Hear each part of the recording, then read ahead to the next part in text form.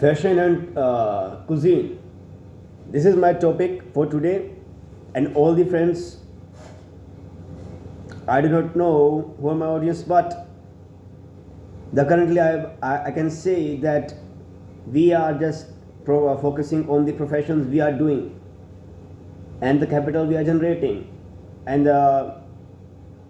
we have forgot that this is amazing thing that these both things are interlinked. Come on, man. We must not think like cuisine is just related to food and only.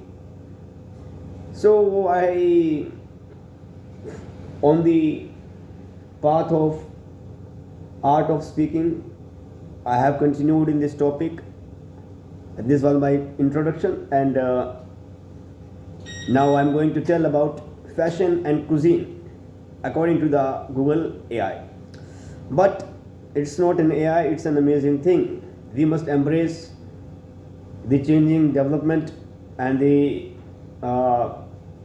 culture that has been changing continuously in our life, and enjoy the influx of the knowledge and information in the 2025. So let's start the topic. Fashion and cuisine are closely related and both are central to our daily lives. It's in our daily life, in every day. We eat food and wear beautiful clothes. They are both ways to express our identities and cultures. It's true. How food has influenced fashion. Food-inspired designs are everywhere, including food patterns, canned foods, and pasta. Food-themed collections. Fashion brands have created collections inspired by food, including a Channel Supermarket fashion show and a Moschino collection inspired by pop culture food brands. Food waste. Some fashion brands are using food waste to inspire their designs. The food themes and motifs are used to comment on critical topics from luxury, gender and consumerism to sustainability, social activism and body politics. Food has influenced fashion design from the 18th century to today. So while the new connection between the two genres is hardly new, think of a woven pomegranates, embroidered ears of wheat or fruit-themed hats in 2023, the New York Times reported that the food motifs are the new florals in fashion. Food and Fashion was an exciting and timely exhibition that included over 80 garments and accessories by designers including Chanel, Moschino, and Stella Marketing. It was a multifaceted look at how intertwined these genres are and what they can express about our culture and society. Food and fashion. Food and fashion seem an unlikely pairing. While encouraging the consumption of luxury goods, high fashion has long glorified thinness, with eating deemed almost taboo. In recent years, the convergence seems to be everywhere. The worlds of clothing design and cuisine have deep and complex connections, a topic explored in the museum at Fashion Institute of Technology exhibition Food and Fashion in New York City, as well as the accompanying book of the same title. Food-inspired collections have come to dominate runways over the last decade. Off the runway, meanwhile, fashion brands including Prada, Gucci, and Ralph Lauren have opened cafes and restaurants, allowing shoppers to literally consume their favorite brands. Fashion designers Philip Lim and Peter Sohm are among those publishing cookbooks and writing for food magazines, while Jason Wu and Oscar de la Renta's co-creative director Laura Kim fill their Instagram feeds with their culinary creations. Virtually every person on the planet eats and wears clothing. These activities can be mundane tasks or can be elevated to art forms. Haute couture and haute cuisine, and the craftsmanship, artistry, and sensory qualities are not so different. There are a lot of similarities between a designer and a chef called Daniel Hum, owner of the famed New York restaurant 11 Madison Park, as he presented fashion the designer Gabriela Hearst with the museum at FIT's in Artistry of Fashion Award in September. It's about the quality of the ingredients, mastering of a craft, as well as working on the schedule of ever-changing seasons.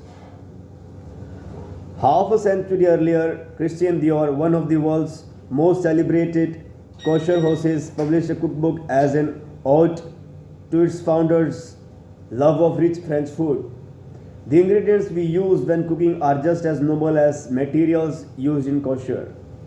Dior reportedly once said, significantly, both food and fashion express aspects of French heritage, cultural heritage that remains big business for the nation's economy. Look no further than LVMH, established in 1987 on champagne, cognac, and opulent luggage, and now the world's largest luxury conglomerate. Food and fashion are constantly gravitating towards each other. The high-end kitchen appliance company Smack, for example, first partnered with Dolce & Gabbana in 2016 to debut hand-painted refrigerators embodying the design Due la Dolce with a aesthetic decorated with the colorful mosaic tile patterns and bright citrus fruits. The appliances draw parallels between the brand's Italian craftsmanship and aesthetics. The extension into Italian cuisine has been appeared to be a natural expression of Dolce and Gabbana's cultural identity. The brand consistently features Italians foodstuffs from cannolis to market vegetables in the designs and collaborated with Pastifo di Martino in 2017 on branded packaging for their pastas. However, this association notoriously backfired in 2018 when the brand released a series of videos featuring a Chinese model struggling to eat cannoli spaghetti and pizza with chopsticks that were widely deemed racist.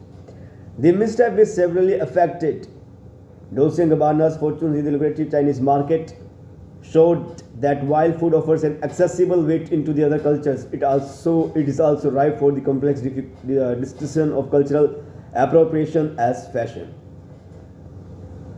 But when done right, collaborations between food and fashion brands not only expand the identity and consumer base for each company, can feed appetites for exclusivity in retail culture that places high value on the limited edition product drops. Puma, for instance, has partnered with candy company Haribo as well as America's oldest fast food chain, White Castle, to produce playful, unique, and Instagrammable sneakers.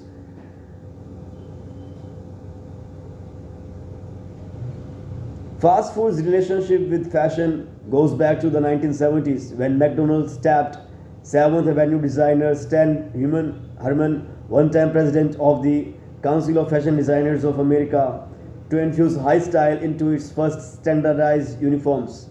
Fast forward to the 2021, and designer Brandon Blockwood partnered with McDonald's on a limited edition handbag commemorating rapper Sweetie's customer burger meal.